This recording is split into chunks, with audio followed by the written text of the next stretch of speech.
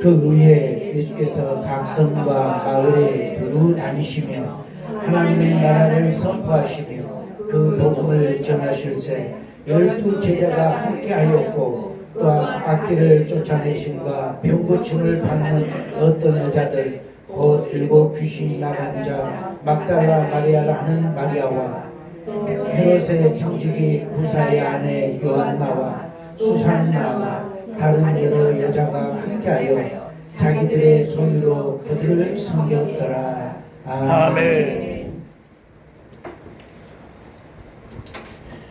예, 오늘 우리 어제 저녁에는 자리가 없어가지고 미리 예약을 하라겠어요. 고맙습니다. 우리 여기 본문에 보니까 예수님, 그래 오늘은 그 재정과 사역자들에 대해서 우리 함께 좀 나누겠습니다. 우리 사역자들의 모델은 우리 예수 그리스도이셔요. 우리 목회자들의 어떤 상이든지 우리의 롤 모델은 예수님이 되어야 합니다. 그리스도는 그러면은 과연 가난하게 사셨는가, 이거에 대한 질문이에요. 그런데 우리는 유교적으로 굉장히 기독교를 청빈 사상, 가난한 게 굉장히 영적이고 아무것도 없이 사는 게 아주 은혜스러운 거다, 이렇게 생각해요. 그런데 우리 오늘 성경을 통해서 과연 그러는지 한번 보도록 하겠습니다. 우리가 성경을 자세히 보면은 예수님께서는 지상 생애 동안에 결코 가난하게 살지 않았다는 것을 알 수 있어요. 고린도후서 8장 9절에 이렇게 기록합니다. 우리 주 예수 그리스도의 은혜를 너희가 알거니와 부요하신 자로서 너희를 위하여 가난하게 되심은 그의 가난함을 위하여 너희로 부요케 하려 하심이라. 우리 한국말로 하시는 분들은 이해하겠지만 그분이 원래 가난한 분이 아니라 원래 부유하신 분인데 성도들을 부유하게 하기 위해서 그분이 가난한 자같이 되었다는 거죠. 왜냐하면 그분의 가난함이 바로 성도들에게는 부유함이 되기 때문에. 예수님께서 십자가에 못 박혀 돌아가신 것은 그분께서 스스로 엄청난 자범죄를 져가지고 사형선고를 받은 게 아니라 여러분과 저를 구원하기 위해서 그분이 우리 죄를 대신해서 죄인된 모습으로 돌아가신 거죠. 그렇게 함으로 말미암아 우리를 구원해 주시고 우리 죄를 사해 주시는 역할을 했던 것처럼 그분은 원래 가난한 분이 아니라 부유하신 분인데 가난한 자같이 된 것은 여러분과 저를 부유케 하기 위해서 그렇다 그랬어요. 예수님은 십자가에 달려 죽으실 때 완전히 그 옷을 다 뺏겼죠, 실적으로. 그래서 십자가에 못 박혀 돌아가시고 창으로 찔리고 이러면서도 재미있는 것은 로마 군사들이 남의 수위를 서로 갖고 싶어서 그 제비뽑기를 했다는 사실이에요. 아무리 좋은 옷이라 할지라도 그 사형 선고가 입었던 옷을 갖고 싶어가지고 서로 막 내가 가니 네가 가니, 그것도 군인들이. 그래서 결론이 안 나니까 제비뽑기를 하는 거예요. 이긴 자가 그걸 차지하는 거예요. 그래서 우리가 추측해 보건데 예수님이 입었던 옷이 걸레 조각은 아니다. 그 로마 군인들의 월급으로 이렇게 사기까지도 굉장히 가치가 있는 옷이었다라고 우리가 추측해 볼 수 있습니다. 자, 우리 여기 보면은 실적으로 기독교에서는 오해를 해요. 예수님에 대해서 어떤 오해를 하냐면은 예수님은 가난하게 사셨다. 그래서 성직자들이, 우리 목사님들이 가난하게 살고 그 가난을 이겨나가고 누가 와서 봐도 아주 진실하게 가난한 모습을 보는데 막 기도는 열심히 해. 그래 막 그걸로 은혜 받아가지고 막 이해가 안 된 게 가난 갖고 왜 은혜 받죠? 기도하는 모습 갖고 또 연단 받고 훈련 받고 그래서 이기는 모습. 여러분 운동선수가 4년 동안 올림픽을 하려면 한 번 메달을 못 따면요 4년 동안 운동을 해야 돼요. 근데 보면은 자기들 그 체급이 있는 사람들은 그 체급을 유지하기 위해서 4년 동안 먹을 거 제대로 안 먹습니다. 마음껏 못 먹어요. 왜냐하면 체중이 올라가 버리면 다른 급으로 올라가면 더 매달 따기 어렵거든요. 그래서 자기 그 체급을 유지하기 위해서 얼마나 노력하는지요. 가족들이 뭐 명절이 돼서 어디 모여서 식사를 막 파티를 하고 해도 마음껏 못 먹더라고요. 체력 유지를 위해서. 금메달 따기 위해서 그렇게 쉬운 게 아니에요. 왜냐하면 혼자 또 우리 한국이만 한국 안에서만 겨룬 게 아니라 그 겨뤄서 금메달 따기도 쉽지 않는데 전 세계 키도 크고 뭐 이런 민족들하고 어울려서 1위가 돼야 되잖아요. 그냥 금메달이 되니 그 쉬운 게 아니잖아요. 누가복음 9장 58절 보면 예수께서 가르사대 여우도 굴이 있고 공중의 새도 집이 있으되 인자는 머리둘 곳이 없도다 하시고, 이 말씀은 이 말씀으로 또 사람들이 오해를 해요. 봐라, 예수님이 얼마나 가난했으면 여우도 굴이 있는데 예수님은 머리둘 곳이 없댔지 않냐. 그러니까 성직자는 가난해야 돼. 그렇게 이해를 해요. 그 뜻이 아니에요. 이 말씀을 하신 이유는 뭐냐면 제자들이 물어보잖아요. 선생님 어디로 가십니까? 우리가 따라가겠습니다 하니까, 야, 나 전도여행 가는데 내가 가는 곳은 안락한 어떤 집이 정해져 있어서 호텔처럼 편안하게 자고 편안하게 먹고 그렇게 다니는 곳이 아니라 나는 가는 곳곳마다 하나님께서 인도하신 대로 가니까 어쩔 때는 광야에 잘 수도 있고 안락한 집에 잘 수도 있고 정해진 것이 없다. 이건 얘기하는 거예요. 우리가 전도 여행이 그러잖아요. 실적으로. 제가 이 사역을 전국 여러 교회를 하다 보면 어떤 데서는 또 이런 곳을 또 제공하고 어떤 곳은 저곳을 제공. 그러니까 비교를 하면은 여기가 더 낫고 저기가 더 낫고 이렇게 될 수 있어요. 그러나 정해진 것은 아니야. 언제나 주어진 데서 먹고 자고. 근데 한 번도 굶은 적은 없어. 왜냐하면 하나님 말씀대로예요. 복음을 증거하면 먹을 것을 제공해요. 네, 감사하죠. 오늘 또 제가 맛있게 먹고 냉면까지 먹었잖아. 자, 마태복음 27장 57절을 보면 저물었을 때 아리마대 부자 요셉이라 하는 사람이 왔으니 그도 예수의 제자라. 성경에서 부자라 얘기하는데 아리마대 요셉이라는 사람이에요. 이 사람은 굉장히 부자인가 봐요. 그런데 이분도 예수님의 제자래요. 사도란 뜻이 아니에요. 믿는 자, 제자라는 거예요. 그러니까 예수님을 따르는 사람들이 재정의 부유함을 갖고 있는 사람, 성경에서 부자라고 말할 정도로 그런 재정을 갖고 있는 사람들이 예수님을 믿고 따랐단 말이에요. 믿습니까? 아멘. 자, 그러면 우리 오늘 본문에 우리 누가복음 8장에도 보니까는 이제 기록이 돼 있어요. 뭐냐면 우리 3절에 보면 헤롯의 청지기 구사의 아내 요한나와 또 수산나와 다른 여러 여자가 함께하여 자기들의 소유로 저희를 섬겼더라. 그렇게 얘기해요. 여기 보니까 헤롯, 분봉왕이죠. 헤롯의 청지기, 헤롯의 그 왕을 도와서 많은 일을 하는 구사라는 사람이 있어요. 그런데 이 사람의 와이프가 요한나네요. 그리고 또 다른 여인 수산나도 있고요. 그리고 이름이 여기는 기록되어 있지 않지만은 다른 여자가 함께하여 자기들의 소유로 예수님과 제자들을 섬겼다.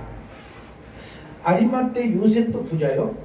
그런데 여기 누가복음 8장에 보면은 헤롯 왕의 청지기 구사예요. 그런데 이 청지기라는 의미는 여기 우리 누가복음 10장 42절에서 나오는 청지기가 있어요. 어떤 청지기냐면 주께서 이르시되 지혜 있고 진실한 청지기가 되어 주인에게 그 집 종들을 맡아 때를 따라 양식을 나눌 자가 누구냐.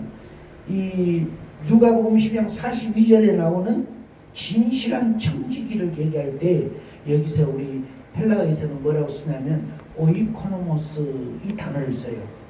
이 오이코노모스. 그런데 누가복음 8장 3절에 나온 헤롯의 왕 청지기 구사라고 말하는 여기서 청지기는 에피트로포스라고 해요.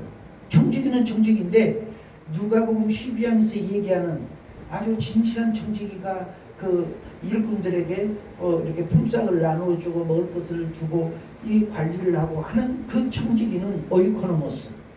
그런데 이 누가복음 8장에 나오는 헤롯의 왕의 구사의 아내라고 말한 그 구사라는 사람은 어떤 청지기냐면은 에피트로포스. 이 뜻은 뭐냐면은 총무장관이라는 거예요.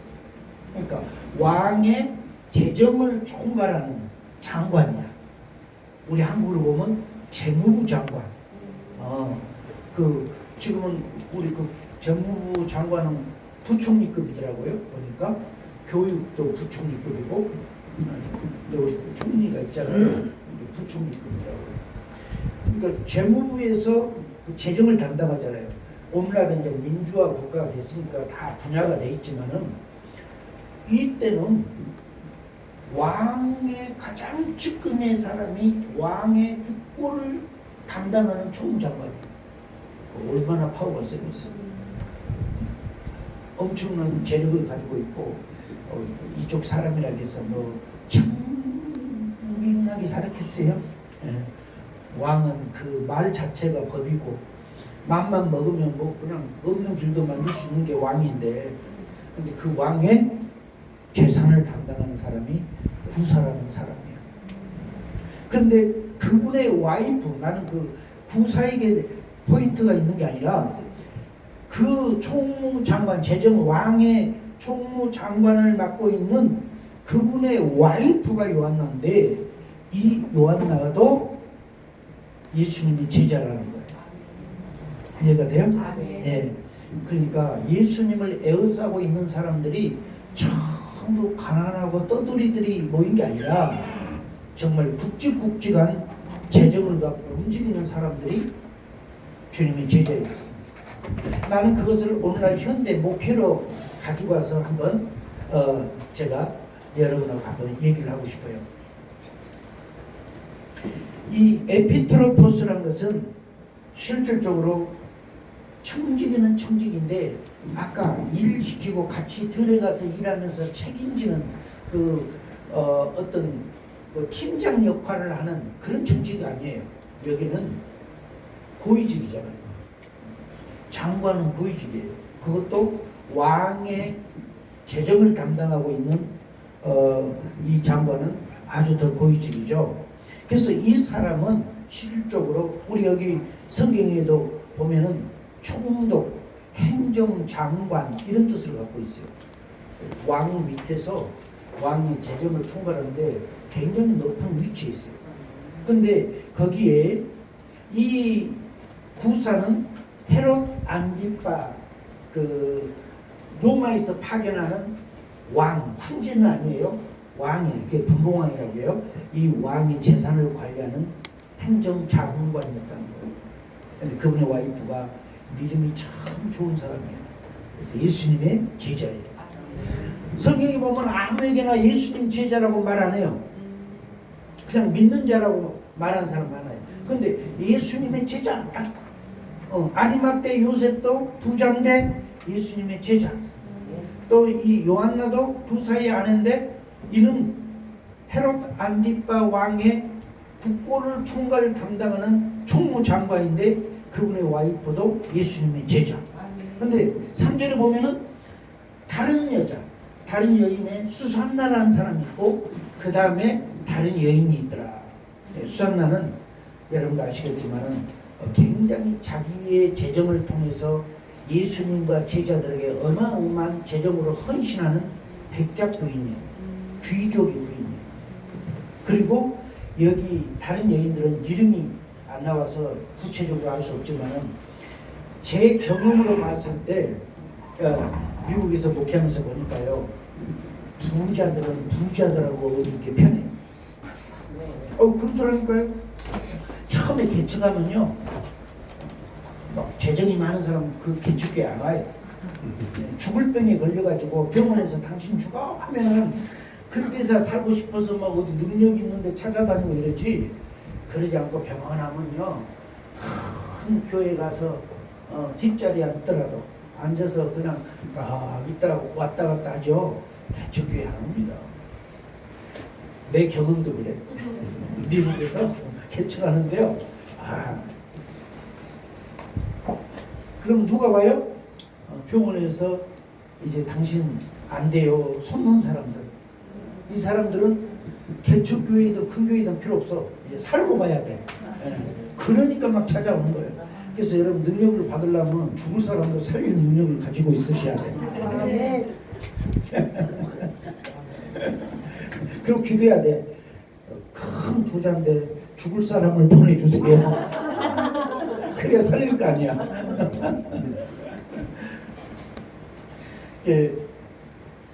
그러지 않으면은 보통 어렵고 힘들고 교회에서 소외되고 사회에서 소외되고 이웃이 알아주지 않는 그런 분들이 보통 개척해 와요.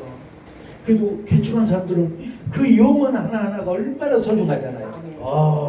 아마 목사님도 여기 기도토로 잡고 막 기도할 때 막 꿈이 그냥 하늘에 뭉게구름을 타고 다녔을 거예요. 막. 전에 조영기 목사님이 그 대지동 그 미군 천막 24평짜리 그런 뽕뽕난 거 뚫어놓고 거울 하나 큰 걸어놓고 거기서 막 기도하는데 자기 그 장모님 최자실 목사님도 막 기도하는데 갑자기 조영기 목사님이 벌떡 일어나고 막 이렇게 막 뛰어다니더래요.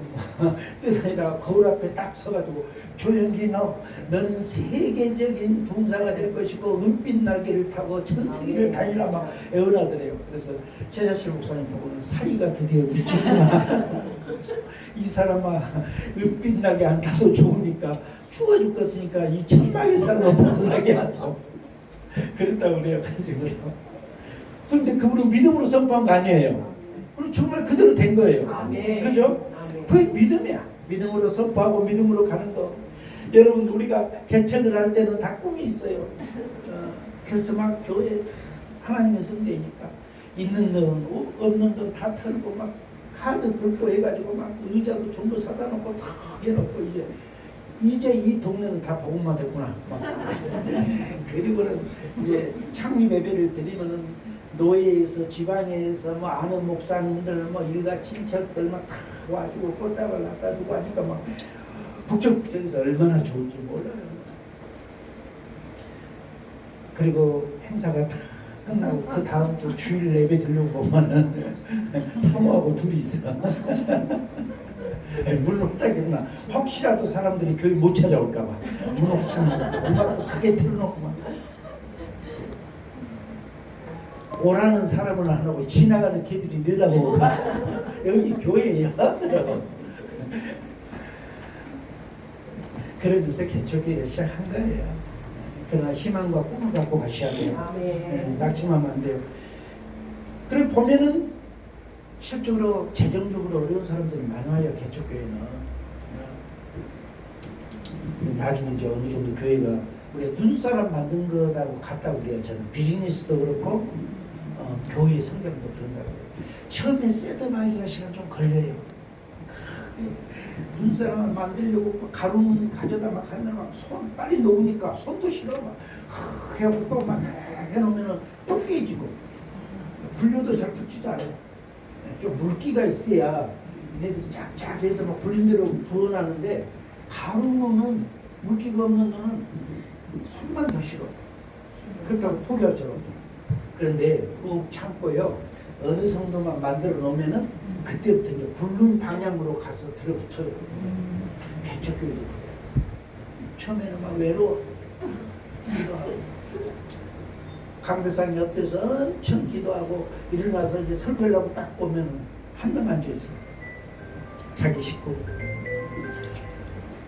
그런데 우리가 이제 그런 마음으로 복음을 증거하고 하다 보면 하나님께서 한 명 붙여주고 그렇게 하거든요. 여러분 그런데 나중에 이제 여러분 이름이 알려지고 또 하나님께서는 교회를 부흥시키기 위해서 꼭 한 잔을 보내요. 고치라고 보낸 거야. 근데 보내기는 보냈는데 너무 센 거 보내면 그때부터 고통스럽죠. 너무 센 거. 제가 그 강원도 강원도죠. 속초가 아니라 어디야? 속초는 강원도에 들어가죠. 거기 순복음교회가 있는데 좀 오래됐습니다. 그 풍집회를 갔어요. 갔는데 교회가 꽤 크더라고요. 저 뒤쪽이 이렇게 나가져갖고 유아실처럼 유리로 돼서 그 안에서 교회 성전 안을 볼 수 있도록 돼 있더라고요. 그리고 거기 가서 이제 설교도 하고 이렇게 하고 기도 시간에 기도 받을 사람 나오세요 이렇게 하는데 그 담임 목사님이 그래요. 저 유아실에 지금 서울에서 온 성도 한 분이 누워 있대요. 그분 좀 기도 좀 해주십시오. 그래. 그래서 모시고 오시라고. 오는데 이제 혼자 못 걸어오는 거예요. 바짝 말라가지고요. 다리 떨면서 옆에서 사람들이 이렇게 손 잡아가지고 이렇게 누워 있는 분을 모시고 온 거예요. 이렇게. 그래서 제가 이제 물어봤어요. 마이크를 줘도 못 잡아요. 이게 손 떨리고 약해요. 정말 바람 쐬면 정말 날라가더라고요. 그래서 말하기가 좀 힘들어요. 그분이 막 이렇게 숨을 몰아쉬는데 막 이렇게 해요. 그럼 옆에 있으면은 우리는 숨 내뱉은지 마시는지 잘 모르고 알아서 하잖아요. 근데 그래서 숨 잘 쉬는 것도 축복이더라고요. 그분이 이렇게 숨을 들으실 때 막 하고 옆에 있으면 같이 따라서 막 이렇게 해줘요. 알고 보니까 폐가 안 좋아서 폐를 다 잘라낸 거예요. 그 책방인가 뭐 중국 무슨 책방을 했나 봐요. 서점. 그런데 거기 여러분 그 책에 먼지 엄청 난 줄 알죠? 그 안에서 일하고 책 관리하고 정리하고 막 청소하다 보니까는 이 폐가 안 좋아진 거예요. 그래서 했던 폐가 무슨 문제 있어서 잘라내고 하니까는 숨소리가 굉장히 거칩니다. 그래서 바싹 말라가지고요. 그래서 서울에 청계천 어디에 책방을 했었는데 건강 때문에 이제 바닷바람이 좋다 해가지고 속초 쪽에 오신 거예요. 그래서 그 교회 친척들 때문에 그쪽에 와서 이제 교회에 참석하시는데 그래서 이제 그분에게 뭐 인터뷰가 불가능하더라고요. 내가 자꾸 이제 얘기하고 그리고는 누우세요. 그 앞에 이렇게 누울 수 있는 그게 있어서 누워서 저하고 이제 우리 같이 협력했던 목사님들 다 나오세요. 우리 이분을 위해서 기도합시다. 그리고는 이렇게 손을 얹고 이제 막 기도해요. 다 같이 우리 합심으로 기도합시다. 하나님 아버지 이 자매님을 치료하여 주옵시고 막 기도하는데요.